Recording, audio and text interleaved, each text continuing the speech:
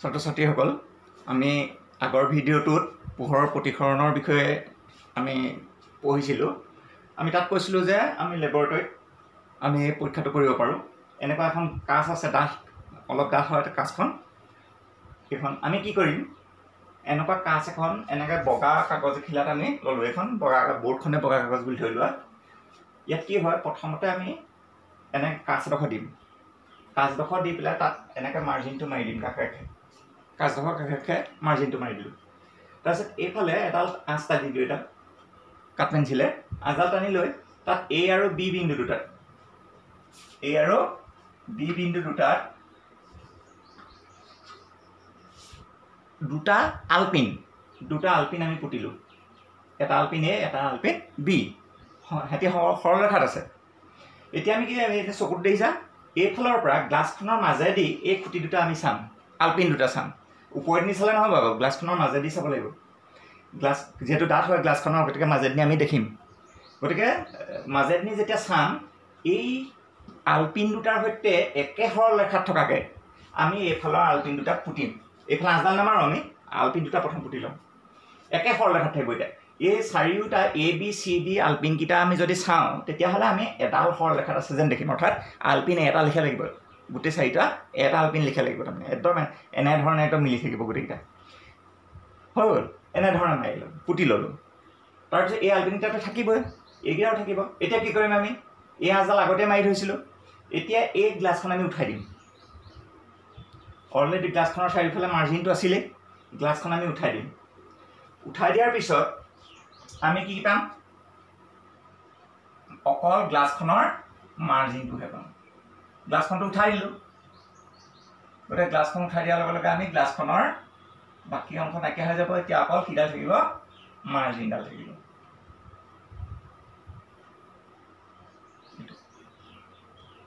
গ্লাছখনৰ মাৰ্জিনডাল আছে। এতিয়া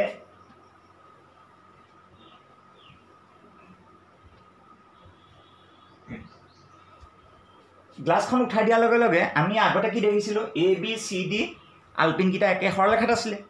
কিন্তু গ্লাছখন উঠাই দিয়াৰ লগে লগে আমি দেখিলোঁ যে এ বি আৰু চি ডি সৰলৰেখাত নাই। এতিয়া এই এ বি আঁচডালে আহি পেলাই গ্লাছৰ য'ত খুন্দা মাৰিছে, আমি তাত এটা অভিলম্ব আঁকিলোঁ, লম্বকৈ নীলা ৰং দিছোঁ মই। তেনেকৈ এই চি ডি আলপিনকেইটা এতিয়া উঠাই লৈ পেলাই সিহঁতৰ সেই স্পটকেইটা থাকিব নহয়, সেই স্পটকেইটাত আমি কাঠ পেঞ্চিলে এনেকৈ স্কেলৰ সহায়ত আঁচডাল টানি দিলোঁ। সেই আঁচডালে ইয়াত য'ত স্পৰ্শ কৰিলে, ধৰি লোৱা এইটো অ' বিন্দু, এইটো অ' ড্ৰেছ বিন্দু, অ' ড্ৰেছ। এই দুইটা বিন্দুত আমাৰ সেই কৰিলে। এতিয়া অ' বিন্দুত আৰু অ' ড্ৰেছ বিন্দু দুডাল আমি কি আঁকিলোঁ, অভিলম্ব আঁকিলোঁ। এতিয়া অভিলম্ব আঁকি পেলাই আমি স্কেলৰ সহায়ত এই বিন্দু দুটা এনেধৰণে আমি টাচ কৰি দিব পাৰিম। কি দেখা পাওঁ চাওঁ, এইডাল চোৱা।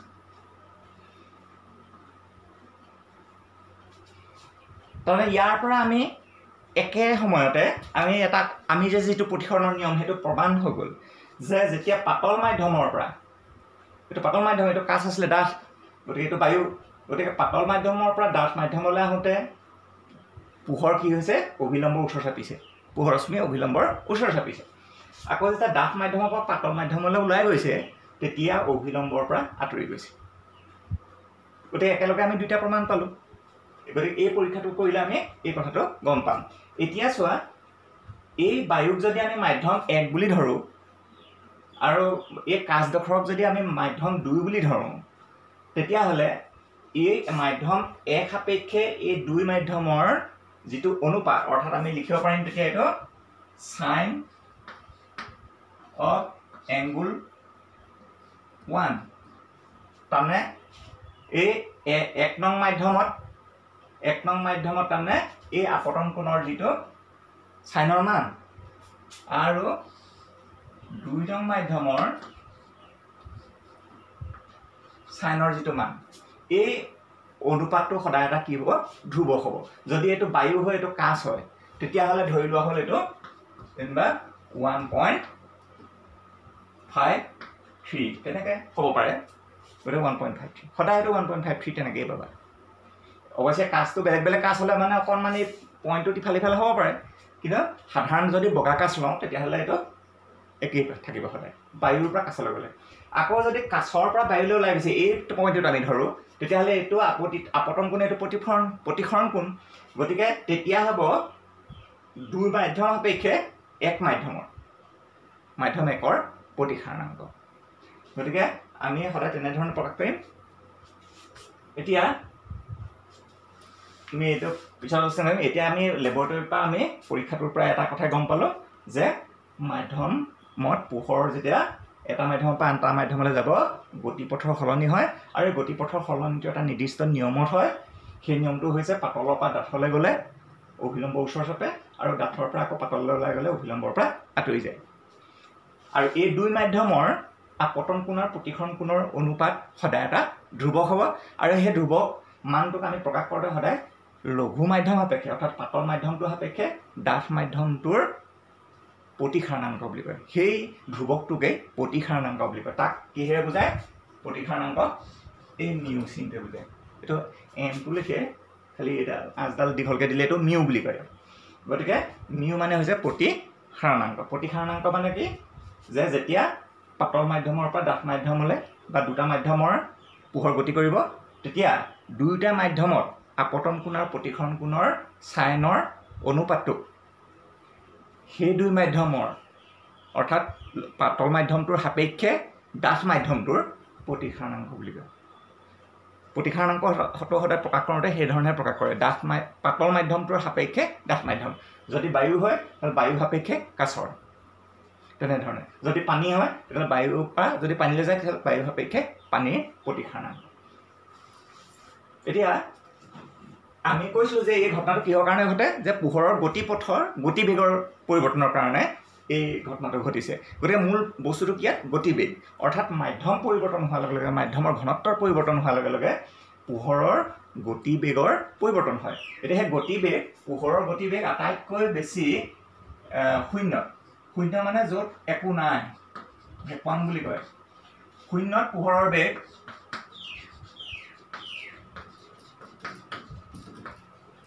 হ'ব 3 × 10⁸ মিটাৰ পাৰ ছেকেণ্ড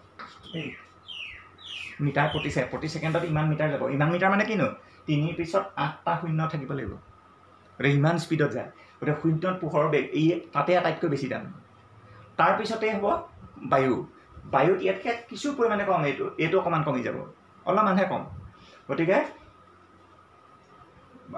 শূন্যত পোহৰৰ বেগ বা বায়ুত পোহৰৰ বেগৰ ওপৰত নিৰ্ভৰ কৰি পেলাই আমি সদায় বাকী মাধ্যমবিলাকৰ প্ৰতিসাৰণাংকটো আমি প্ৰকাশ কৰোঁ এতিয়া শূন্যত পোহৰৰ বেগটো আমি শূন্য মাধ্যমটো আমি নাপাওঁ সেইটো গতিকে সেইকাৰণে আমি শূন্য পোহৰৰ বেগ নধৰি আমি বায়ু মাধ্যমত পোহৰৰ বেগটোকে আমি ষ্টেণ্ডাৰ্ড হিচাপে প্ৰামাণিক হিচাপে আমি ধৰিম আৰু সেইকাৰণে এই শূন্যত পোহৰৰ বেগ বা বায়ুত পোহৰৰ বেগৰ লগত তুলনা কৰি পেলাই যিহেতু তুলনা কৰি পেলাইহে বাকী মাধ্যমবিলাকৰ কাছৰ হওক পানী হওক বা অন্য মাধ্যমৰ আমি প্ৰতিসাৰণাংকটো আমি প্ৰকাশ কৰোঁ সেইকাৰণে সেই প্ৰতিসাৰণাংকক কি বুলি কয় পৰম প্ৰতিসাৰণাংক বুলি কয় পৰম মানে এবছলিউট মানে সেইটো কাৰোবাৰ লগত তুলনা কৰি পেলাই যিহেতু কৰা হৈছে তাক পৃথককৈ জুখিবলৈ কোনো তোলাচনী নাই বা জোখ নাই গতিকে যেনিবা আমাৰ ক্লাছত এটা ল'ৰা জুখি ল'লোঁ তাতকৈ বাকী ল'ৰাবিলাক জুখিছোঁ যে তাতকৈ কিমান ওখ বা তাতকৈ কিমান চাপৰ গতিকে সেই যিটো ল'ৰাক আমি ষ্টেণ্ডাৰ্ড হিচাপে লৈছোঁ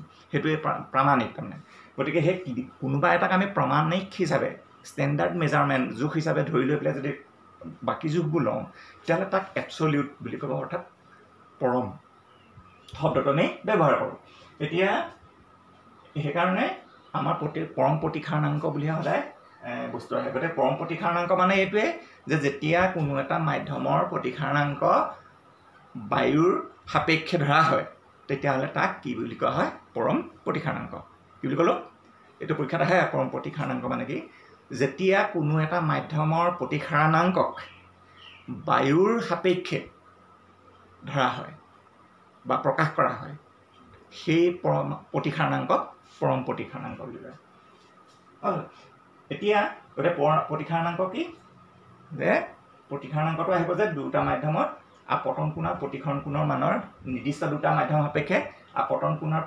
প্ৰতিসৰণ কোণৰ চাইনৰ অনুপাত সদায় এটা ধ্ৰুৱক। সেই 2 নম্বৰ সূত্ৰটো তাৰমানে সদায় এটা ধ্ৰুৱক, আৰু সেই ধ্ৰুৱককে কি বুলি কয়, পাতল মাধ্যমটোৰ সাপেক্ষে ঘন মাধ্যমটোৰ প্ৰতিসাৰণাংক বুলি কয়। হ'ল। যদি মাধ্যম একৰ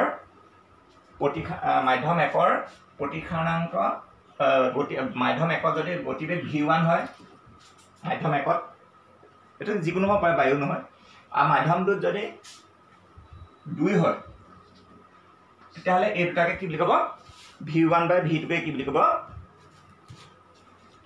পোহৰৰ প্ৰতিসাৰণাংক। এতিয়া কাৰ প্ৰতিসাৰণাংক হ'ব, 1 নং সাপেক্ষে 2 নং মাধ্যমৰ প্ৰতিসাৰণাংক। অৰ্থাৎ এইটো মাধ্যম 1 আৰু এইটো মাধ্যম 2, আৰু ইয়াক প্ৰকাশ কৰোঁতে সদায় এনেধৰণে প্ৰকাশ কৰিব, μ2 ওপৰত 2 পাতিবা, 1 2/1। আজিকালি 21 বুলি পাতি দিয়ে, 2/1 নপাতি 21 বুলি পাতে। অৰ্থাৎ 1 নং মাধ্যম সাপেক্ষে 2 নং মাধ্যমৰ প্ৰতিসাৰণাংক, এইটো মিউ।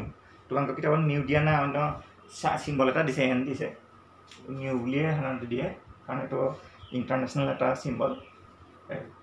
হ'ল। গতিকে এতিয়া মাধ্যম 1 আৰু মাধ্যম 2 আমি নিৰ্দিষ্ট নাম দিয়া নাই, ধৰিহে লৈছোঁ দুটা মাধ্যম। গতিকে 1 নং মাধ্যমত গতিবেগ আছিলে v1, 2 নং মাধ্যমত গতিবেগ v2, ওপৰটো সাপেক্ষে তলৰটো, দেখিছানে? গতিকে 1 নং মাধ্যম সাপেক্ষে 2 নং মাধ্যমৰ প্ৰতিসাৰণাংক, কিন্তু পাতোঁতে আমি এইটো আকৌ ওপৰটো আনি ইয়াতে পাতিছোঁ, 1 নং মাধ্যম সাপেক্ষে 2 নং মাধ্যমৰ প্ৰতিসাৰণাংক। এই দুটা এনেকুৱা হৈ যাব। এইটো তাৰমানে যদি এইটো বায়ু পানী হয় তেতিয়াহ'লে 1.3 পাবা ধৰা, সেইটোৱে। এতিয়া যেহেতু গতিবেগ দুইটাতে মিটাৰ প্ৰতি ছেকেণ্ড আছিলে, সেইকাৰণে ইয়াত কোনো একক নাথাকে, একেই দুইটা। এতিয়া কথাটো হ'ল কি, যেতিয়া এইটো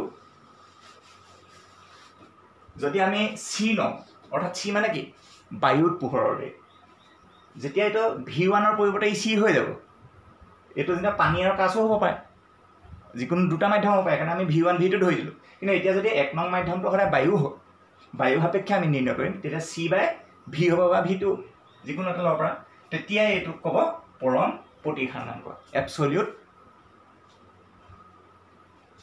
প্ৰতিসাৰণাংক বুলি ক'ব। হ'ল। সেইটো ৰিফ্ৰেছ। গতিকে এতিয়া আমি জানো যে তোমালোকৰ পৰীক্ষাত আহি থাকে যে হিয়াৰ প্ৰতিসাৰণাংক 2.42 বুলিলে আমি কি বুজি পাওঁ? হিয়াৰ প্ৰতিসাৰণাংক 2.42 মানে হ'ল যে বায়ুত পোহৰৰ বেগ আৰু হীৰাত পোহৰৰ বেগৰ যিটো অনুপাত, সেই অনুপাতটোৰ মান সদায় 2.42। বায়ুত পোহৰৰ গতিবেগ আৰু হীৰাত পোহৰৰ গতিবেগৰ যিটো অনুপাত, সেইটো সদায় 2.42। তাৰমানে এইখিনি লিখিব লাগিব, বায়ুত পোহৰৰ গতিবেগ বুলি লিখি দিব লাগিব, আৰু এইখিনি লিখিব লাগিব হীৰাত পোহৰৰ গতিবেগ সমান 2.42। অৰ্থ সেইটো, যদি তোমাক হীৰাৰ নিদিয়ে এইটো কি বুলি দিয়ে, পানীৰ বোলে পানীৰ প্ৰতিসাৰণাংক 1.33 বুলি দিব পাৰে, পানীৰ প্ৰতিসাৰণাংক 1.33 বুলিলে তুমি কি বুজা? তেতিয়া কি লিখিবা? ওপৰত হ'ব বায়ুত পোহৰৰ গতিবেগ, আৰু তলত হ'ব পানীত পোহৰৰ গতিবেগ। পানী মানে এইটো ফটফটীয়া পানী, আকৌ বোকা পানীৰ কথা কোৱা নাই। গতিকে পৰিষ্কাৰ পানীত পোহৰৰ গতিবেগ গড় যিটো অনুপাত হ'ব সেইটো 1.33 হ'ব। গতিকে কাছত পোহৰৰ প্ৰতিসাৰণাংক যেনিবা তোমাক দি দিলে 5.2, কাছত পোহৰৰ প্ৰতিসাৰণাংক, পোহৰ নহয় আৰু কাছত প্ৰতিসাৰণাংক 1.52 বুলিলে তুমি কি বুজা? তেতিয়া কি লিখিব লাগিব যে পোহৰত বায়ুত পোহৰৰ গতিবেগ, তলত লিখিব লাগিব কাছত, সাধাৰণ কাছত পোহৰৰ গতিবেগ সমান চিন কি হ'ব লাগিব 1.52। অৰ্থাৎ সিহঁতৰ অনুপাতটো, গতিবেগৰ অনুপাতটো সদায় 1.52 হ'ব। তাৰমানে সেইটো এটা ধ্ৰুৱক, আৰু সেই ধ্ৰুৱকটোকে কি বুলি কয়? প্ৰতিসাৰণাংক বুলি কয়। হ'ল। গতিকে প্ৰতিসাৰণাংক কাক বোলেতো লিখিব লাগিব। প্ৰতিসাৰণাংক কি? যে যেতিয়া দুটা মাধ্যমত পোহৰ গতি কৰে, তেতিয়া সেই মাধ্যম দুটাৰ আপতন কোণ আৰু প্ৰতিসৰণ কোণৰ চাইনৰ অনুপাত সদায় এটা ধ্ৰুৱক হয়, আৰু সেই ধ্ৰুৱককে পাতল মাধ্যমটোৰ সাপেক্ষে ঘন মাধ্যমটোৰ কি বুলি কয়? প্ৰতিসাৰণাংক। সেই কথা লিখিব লাগিব আকৌ দেই, পাতল মাধ্যম সাপেক্ষে ঘন মাধ্যমটোৰ প্ৰতিসাৰণাংক বুলি কয়। প্ৰতিসাৰণাংক কি বুলি লিখিব লাগিব। গতিকে এই ছবিখিনি প্ৰয়োজনীয়। এইটো আমি প্ৰেক্টিকেল পাছত ক্লাছত কৰি থ'ব পাৰিবা এইখিনি। গতিকে এইটো মাধ্যম 1 বুলি ধৰিলে এইটো মাধ্যম 2, আকৌ এইটো মাধ্যম একেই হ'ব, একেই দুইফালে দুটা আছে পাই গৈছে। গতিকে খালি কথাটো সেইটোৱে হ'ল, প্ৰতিসাৰণাংকটো সদায় কিহৰ ওপৰত নিৰ্ভৰ? প্ৰতিসাৰণাংক সদায় পাতল মাধ্যম সাপেক্ষে ঘন মাধ্যমৰ প্ৰতিসাৰণাংক বুলি কয়, কিন্তু পৰম প্ৰতিসাৰণাংকটো সদায় বায়ু সাপেক্ষে লয়। হ'ল পাৰ্থক্যটো সেইটোৱে।